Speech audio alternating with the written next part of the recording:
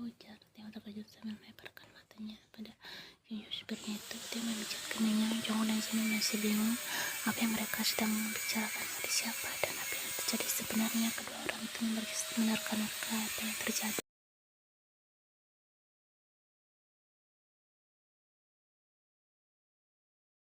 Bel panas berbunyi dan mereka kompak menoleh ke arah Juma, langsung melari kecil untuk melihat siapa yang datang melalui layar monitor kecil yang terhubung langsung dengan orang yang sedang bertamu di penthouse day.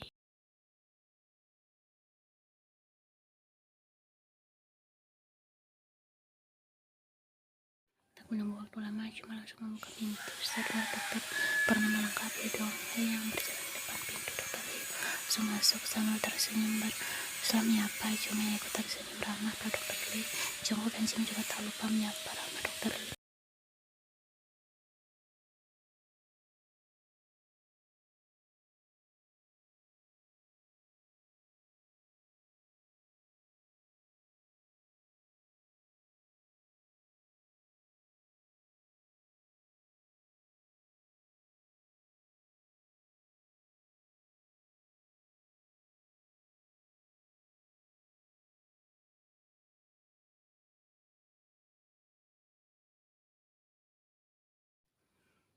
Kata Hyunjin sembari menunduk, kemudian mengantar dokter Lee naik ke atas kamar di mana gadis itu berada.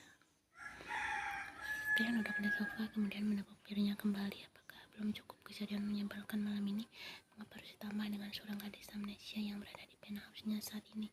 Tapi itu juga salahmu, Kim Taeyong. Mengapa kau berlagak pahlawan dan menyelamatkan gadis tak jelas sepertinya?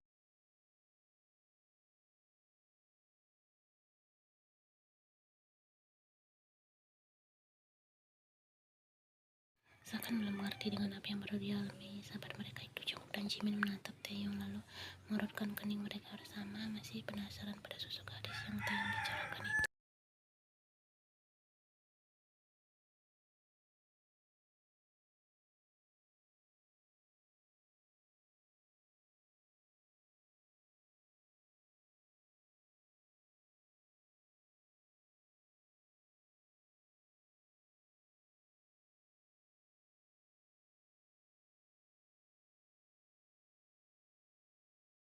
Sejujurnya sangat malas menolong orang yang tak dikenalnya. Dia juga langsung mengapa dengan dirinya malam ini. Harusnya dia mengantarkan saja gadis itu ke rumah sakit dan membayar biaya pengobatannya lalu pulangkan.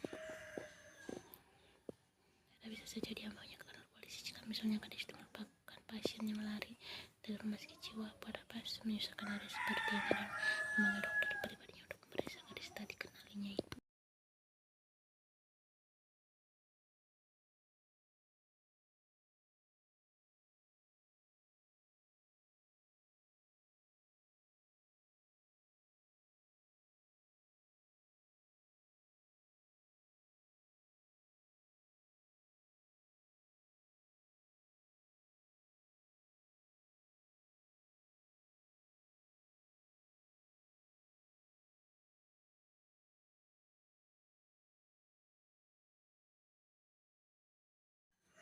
Lalu sejak kapan waktu peduli pada orang lain selain dirimu? Apa setelah ditolak Jiyeon hati kecilmu mulai terbuka? Tuan muda, kata Jimin mencibir, kemudian tertawa bersama Jongkook dengan renyahnya. Tapi keduanya segera berhenti bercanda dan kembali berwajah serius saat Taeyong menatap tajam ke arah keduanya.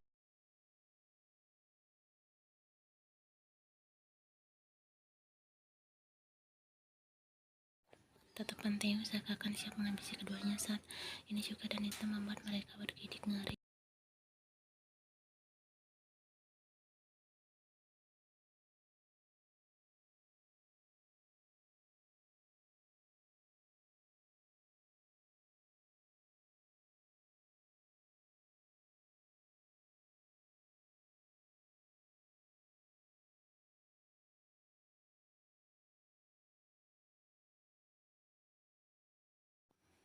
Dan sialnya pelari Samsung yang dia gunakan untuk berkencan menyebalkan, kata Jimin mencibir pelan, merasa kesal karena setiap salah satu mobil Chen ada masalah. Sasarannya satu mobil miliknya, padahal memiliki setidaknya 3 mobil sport yang masih bisa digunakan jika salah satunya sedang di bengkel. Jangan kaget dengan pernyataan para cebol ini, meski di antara mereka Taeyong yang paling mendominasi jika menilai kalian, namun setidaknya kalian sahabat otaknya yang lain tak bisa disepelekan.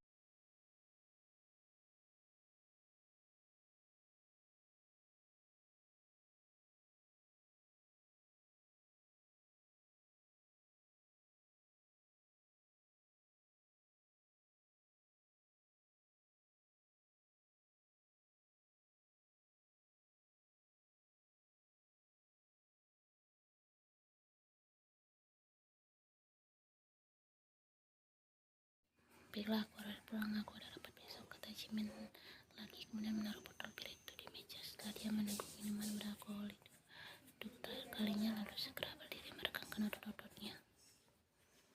Aku juga pulang, seru Jungkook mengikuti Jimin dari belakang untuk keluar dari rumah Taeyong. Taeyong melepasnya setelah melihat kedua orang itu menghilang dari penthouse-nya.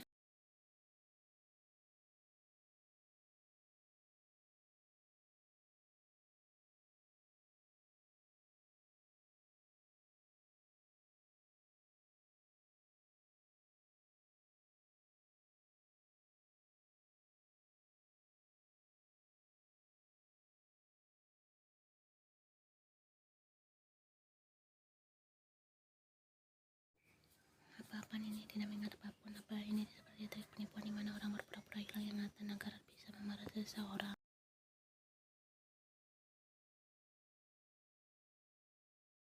Dia mendorong pelan pintu berwarna abu-abu itu. Dia menatap setengah masuk ke dalam kamar di mana terdapat Hyunju dan Dokter Lee, juga gadis yang terbaring di ranjang besar itu berada.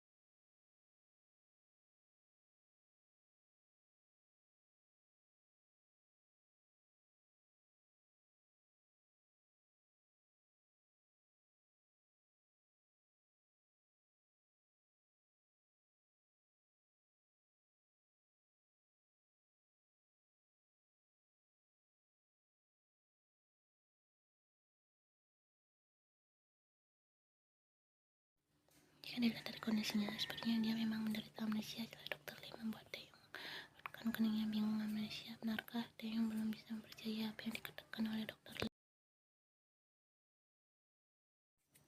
Taeyong menatap datar. Wajah gadis itu terlihat ketakutan menatap Taeyong. Taeyong merasa berat. Kali ini jika benar betapa sialnya Taeyong malam ini.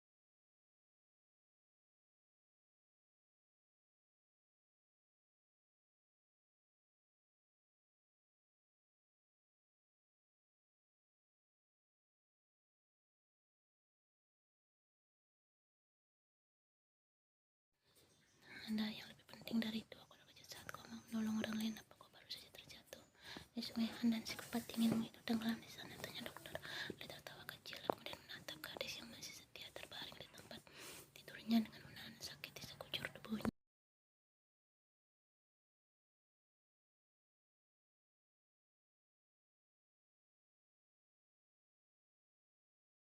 Kau serius, kata Taeyong dengan sedikit keras, membuat perhatian ini beralih pada gadis itu. Meski dalam hati gadis itu dia sedikit kecewa mendengar paparan Taeyong yang mengatakannya hanya pura-pura seperti ini. Sungguh siapapun juga tidak akan mau berada di posisinya saat ini. Mengapa Taeyong berpikir demikian?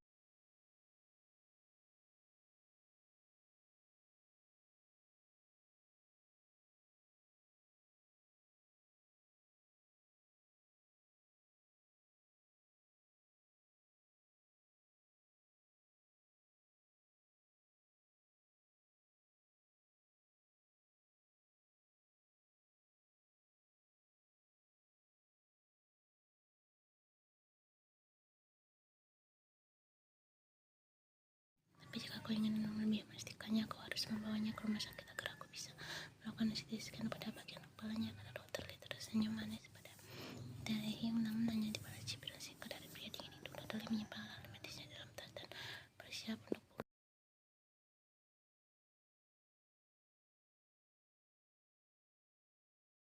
Benar, kalau lukanya aku hampir lupa. Baik diobati. Setelah dia membersihkan dirinya, kau lihat sendiri dia begitu berantakan. Aku yakin tidak ada yang nyaman beristirahat dengan keadaan lusuh seperti ini.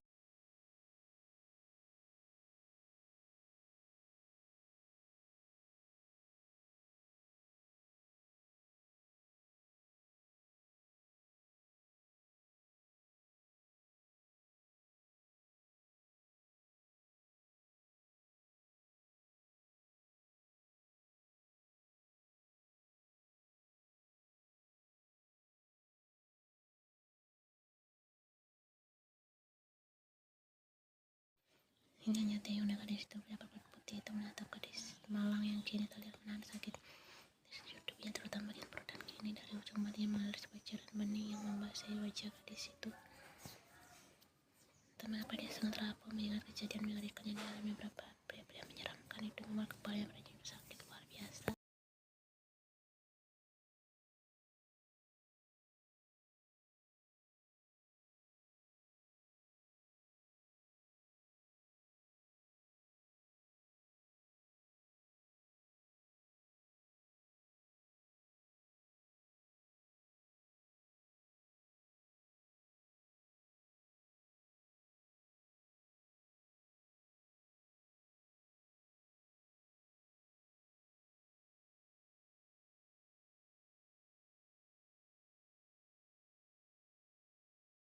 Jika kau mencoba menipuku seperti ini, lebih baik kau menghentikannya saat ini juga.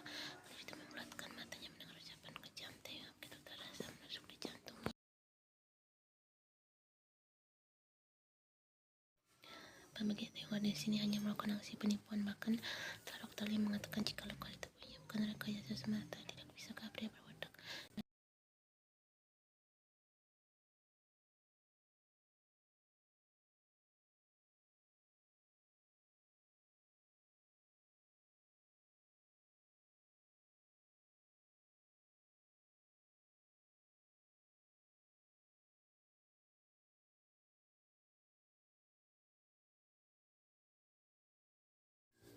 Namun dia tak bisa memarahi Taeyong gitu saja atau untuk memaki dia meski di kepalanya sudah terkumpul banyak kata umpat yang siap dia sebutkan untuk Taeyong ketika si kurang ajar Taeyong menuduhnya berpura-pura, sedangnya dia harus ingat siapa yang menolongnya dari pria-pria menyeramkan tadi.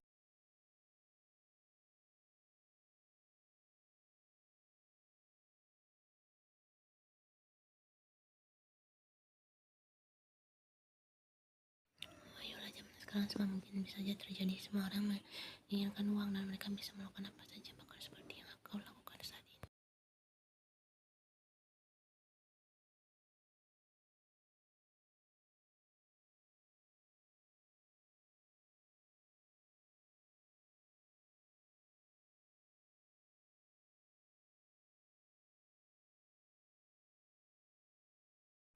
Demi Tuhan, bisakah setidaknya dia mengumpat pada Taeyong dia tidak benar menipu pria ini. Gadis itu memang sedang dalam bahaya. Tidak bisakah Taeyong berpikir gadis lemah sepertinya tidak akan melakukan hal gila seperti yang Taeyong katakan tadi. Mengapa Taeyong tak memiliki perasaan iba sedikit pun padanya?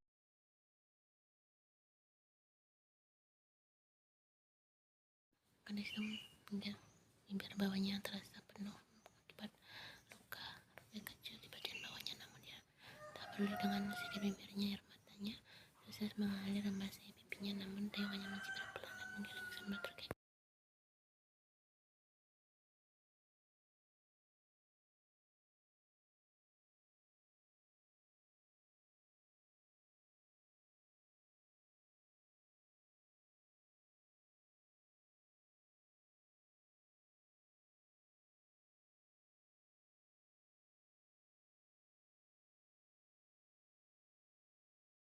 Sesungguhnya jika Taeyong bukan orang yang menolongnya, gadis itu akan mengeluarkan setiap sajian yang kini benar-benar siap untuk dihancurkan oleh pada Taehyung.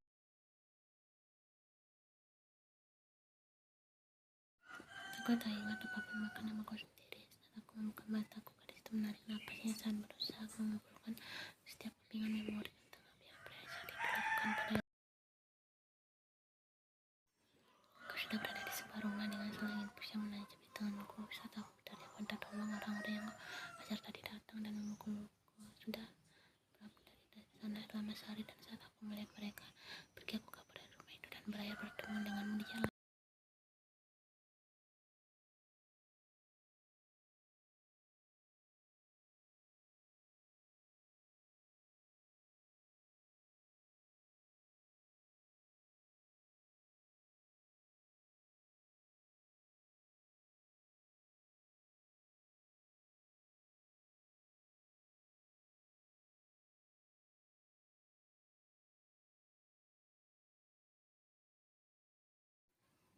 Jadi kau tidak tahu namamu, tanya Taeyong lagi dekat di situ.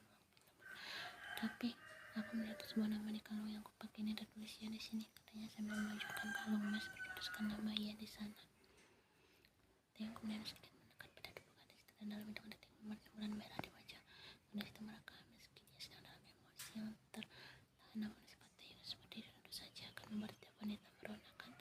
yang mereka masih untung dia yang dengan kesenangan.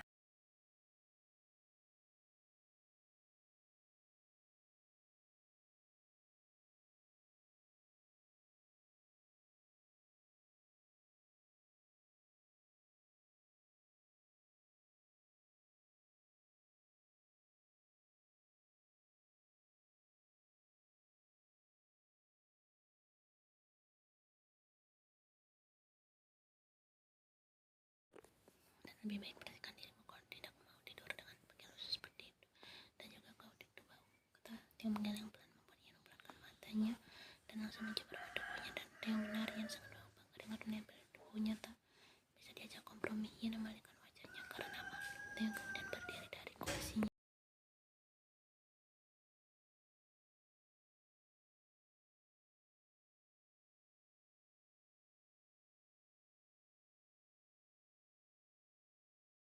Tapi aku tak ingin bikin ganti, kata Ian membuat Tiang kembali. Tapi ya Tiang tak berpikir hingga ke sana karena dia tak punya baju ganti. Jadi apa yang akan dia kenakan? Dan bagaimana dengan pakaian dalamnya? Tiang menutup matanya dan memijat keningnya pelan lalu menghela napas. Ya benarkah menolong orang lain hanyalah menyusahkannya dan merepotkan?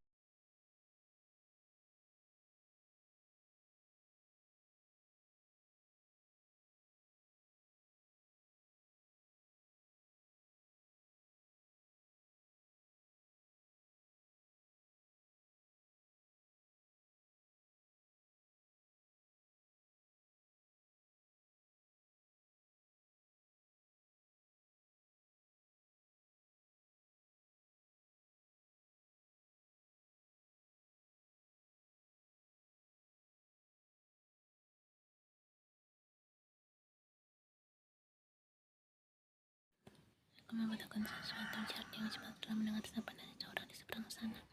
Bawakan pakaian untuk seorang gadis dan juga. Tiang menahan ucapannya dan menembuskan napas dan kesan. Berikan pakaian dalamnya juga, kata Tiang dengan cepat. Orangnya tak pernah berbicara apa yang dia ucapkan barusan. Apakah kau berusaha payah membelikan pakaian untuk seorang gadis yang tak jelas asal usulnya itu? Tiang mengacak rambutnya. Apa dia sudah menjadi gila karena Yijun menolaknya seperti kata Jimin yang jelas dia merasa mengenali dirinya sendiri saat ini.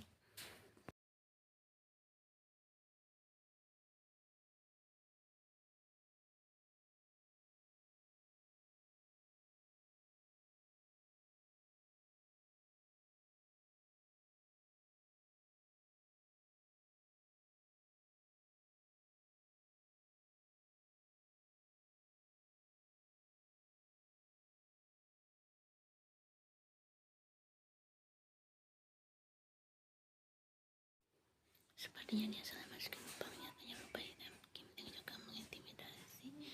Ian menahan napasnya setelah melepas air matanya dan turun dari ranjangnya. Dia meringis pelan melihat luka-luka pada kaki dan tangannya.